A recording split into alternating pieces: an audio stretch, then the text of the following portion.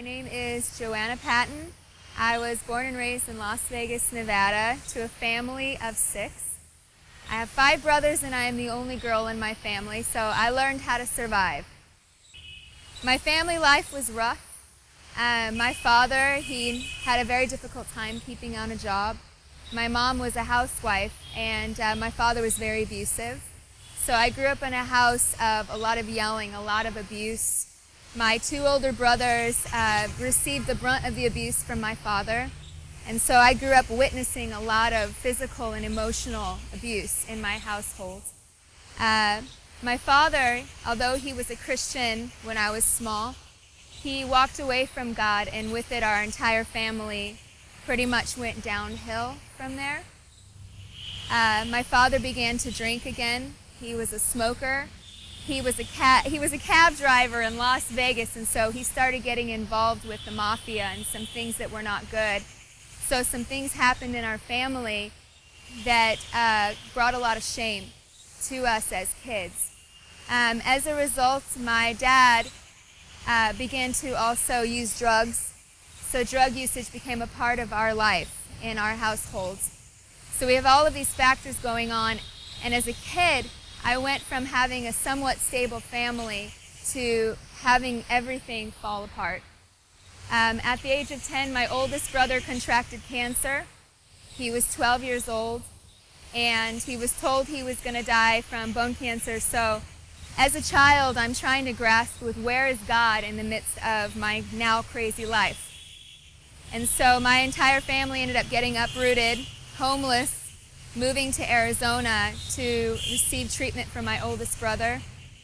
And I spent the rest of my life in Arizona, in Phoenix, Arizona. My brother, we still believed in the power of prayer. So my mom and my grandma, they were praying, and some people were praying back home for my brother's healing, and he was healed of cancer. The doctor said he would not live, and he lived. So that's a testimony to the power of God. After my brother was finished receiving treatment and he was healed, my father proceeded to move us into one of the worst neighborhoods in Phoenix, South Phoenix. And in South Phoenix, I was exposed to drugs. I was exposed to drinking. I was 11 years old when I first began running on the streets. I was having a difficult time in school. It was a very rough school. There were a couple of kids, I had heard stories about 10 and 11-year-olds that were on trial for murder in my school. And so this was a school I had never experienced this level of criminal activity in such young kids before, and these were my classmates. So in this school I began to be bullied very heavily. I began to be exposed to sexual activity from the boys, and I had never really been exposed to these things outside of my home before. And because of the bullying, because of the things that were happening, I began to leave school. I decided I just wasn't going to be there. I was going to drop out. So as a dropout, I was now not quite 12 years old. I'm running the streets. I was going with just about anybody that would take me. Ask where's the party at, we would go. I would end up with men 2 times older than me. I was in so much pain in my heart at this point.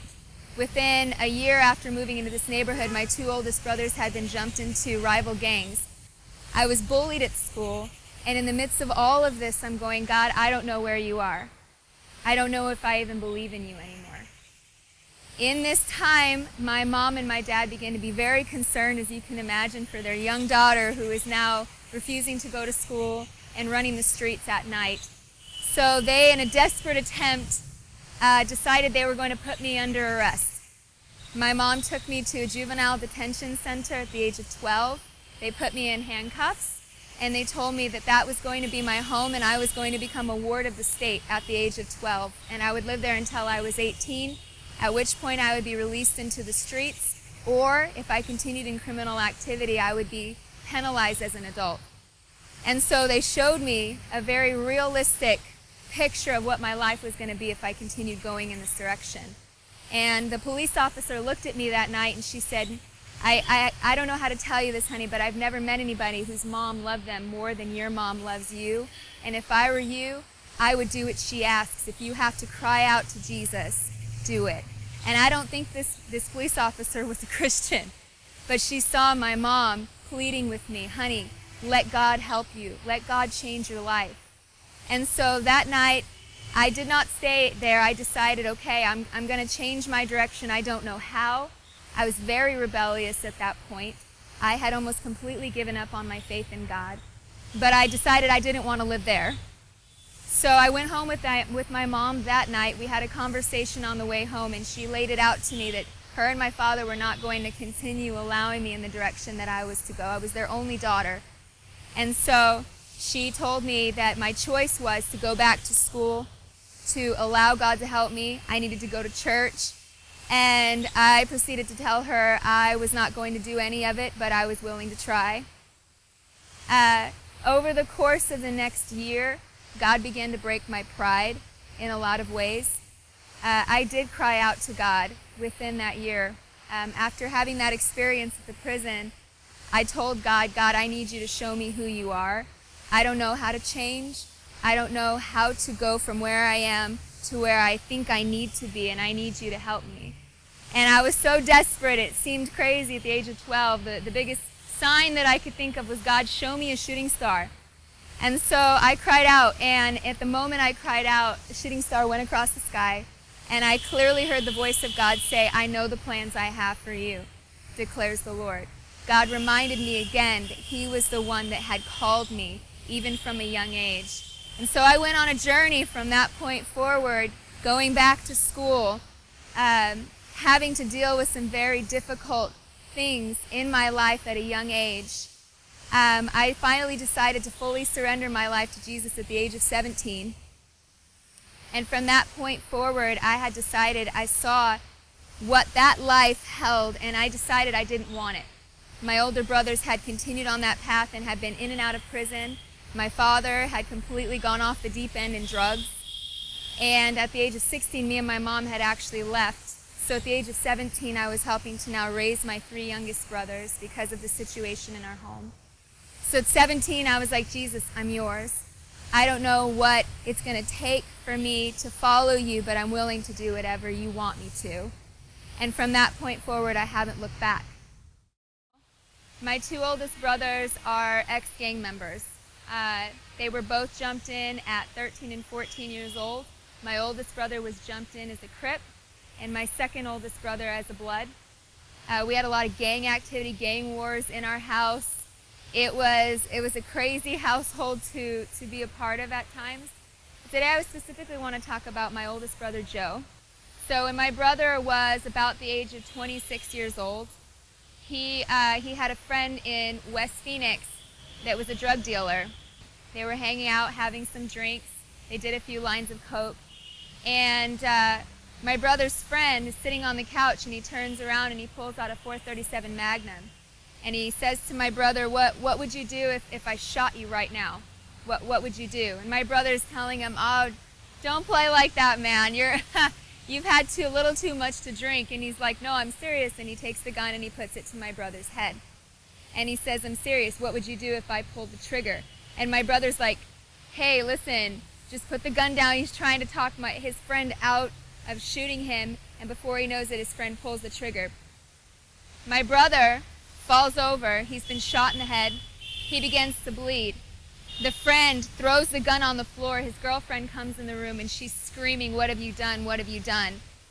And they both freak out. They're both drug addicts. They're not thinking clearly. Both of them have had several drugs that night, and the boy, he was hopped up on coke and alcohol.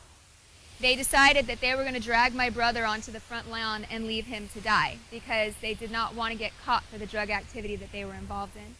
So they dragged my brother to the front lawn, and they abandoned him there. My brother is at this point bleeding to death.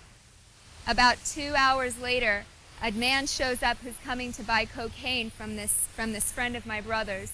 He sees my brother dying on the front lawn, and he calls 911.